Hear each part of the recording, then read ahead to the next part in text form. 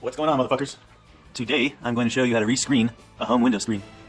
Now, if you got a piece of shit like this one right here, there's some birds working on it. You see this? That shouldn't be happening, so I'm going to show you guys how to take off this old screen and put on a fresh new screen while keeping the frame. You don't need to get rid of the frame unless one of the corners is broken or something like that, which in another case you can cut new frames and size them to the same size that the old frame was. We're not going to be doing that in this video today. Any good repair starts with a good beer. This one is Fathom by Ballast Point. It's pretty good. I'm an IPA kind of guy, so that's what you get. Now, first things first, before any repair, gotta make sure you're focused. So today we have Holy Grail OG. Pretty good shit.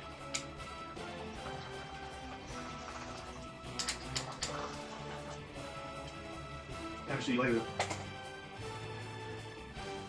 Alright, first, I want to get out the old spline. Woo! The old spline. As you can see, it's like a rubber screen. Kind of like a gasket. It seals in the screen and holds it in place. And you can see after over 10 years, this one's actually still pretty decent. We're going to replace it anyways. But it's not bad. I mean, this kind of stuff lasts a long time longer than you think. Sometimes you pull these out and they come apart in little pieces because they're so dry and weathered. You see, summer it gets really hot, winter it gets really cold, it goes back and forth, imagine 10 years. That's not good for any rubber, but this is some tough shit because it can break. Now once you get that off, what you gotta do is take the screen out. It'll come right out. Without that spline in there holding it in, it'll come right out. Don't forget any excess screen in here, like in my case. Gotta get that out of the way.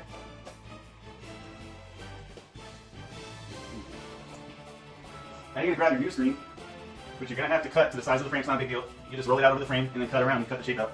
I already did it in this video to save time. Alright, now you get it laid out. Get your spline ready. I'm actually gonna start like this. It's always smart to start on the shorter end, because at the end, when you're doing the last wide end, you can work out in your equals. You get your spline. Start putting it in. I recommend a flathead for this first, for the corner, any corners, use a flathead. Just be careful not to puncture a hole in the screen or else you're going to have to start all over again.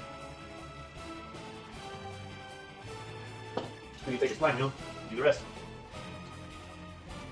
Now I'm using solder screen, it's more expensive and it's very thick. It's a little harder to put in. If you're using regular screen, this is going to be a lot easier for you. As you go, just work out the wrinkles.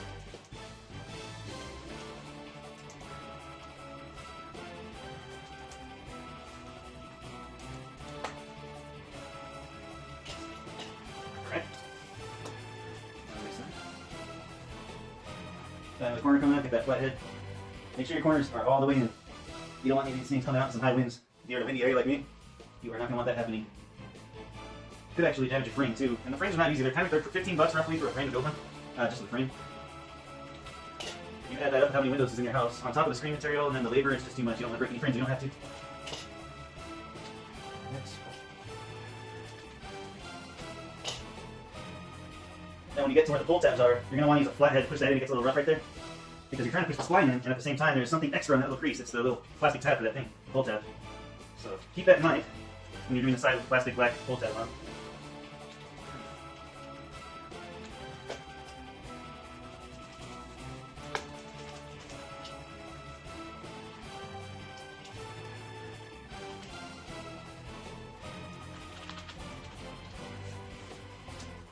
Now there's some guys that'll do this in 5 minutes, 4 or 5 minutes. I like to take my time, because if you screw one of these up, especially with solar, this stuff is expensive, you don't want to have to rescreen something. The second time, it's just a huge pain in the ass. Alright. Speaking of pain in the ass, here comes another one of those plastic tabs I was mentioning. You get that fucking thing in there, and then you tell it to suck a cuck.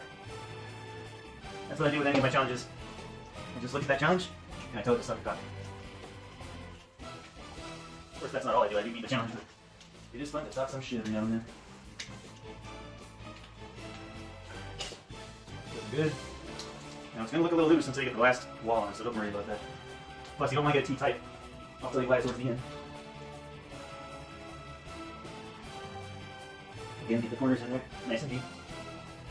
That's what she said. And here's another important tip, is to stop and have some beer.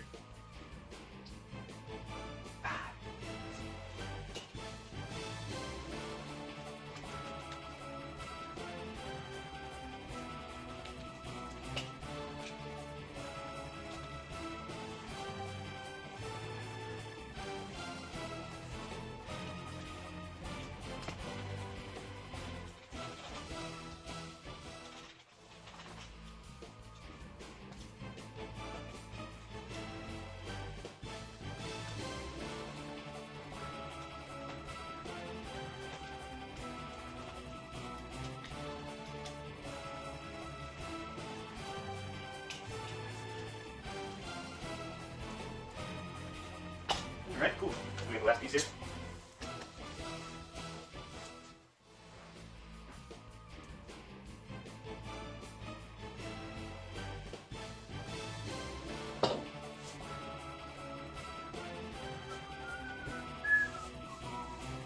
Get out the last wrinkles.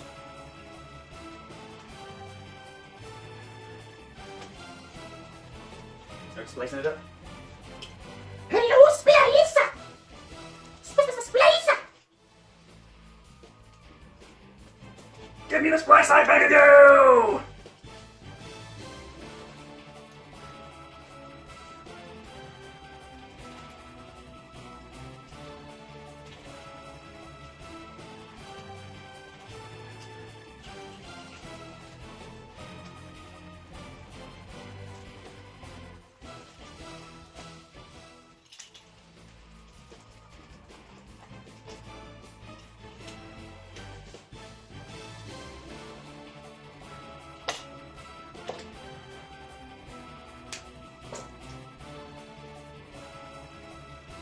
Alright. Now what you're going to want to do, cut off the excess screen around the edge. Now be careful with this because you don't want to, like I said, cut it and have to restart over again. Especially when you got expensive screen. In most cases it's just extra labor, but in this case it's extra labor and materials you want to do in mind.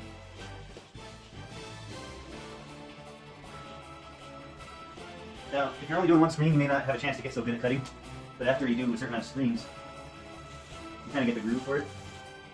You cut kind of faster like this, but now it may look slow to the untrained eye when you're actually doing this. It's a little bit of a different spoon.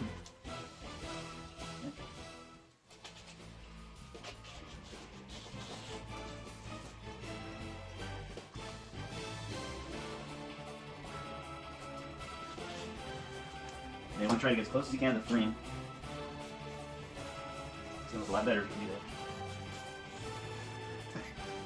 that. Toss out the old shit, excess, and boom. Hello, can you see me? I'm behind a nice fresh new screen. Well, that's how you screen. Screeners. Don't forget to screen your calls, goddammit.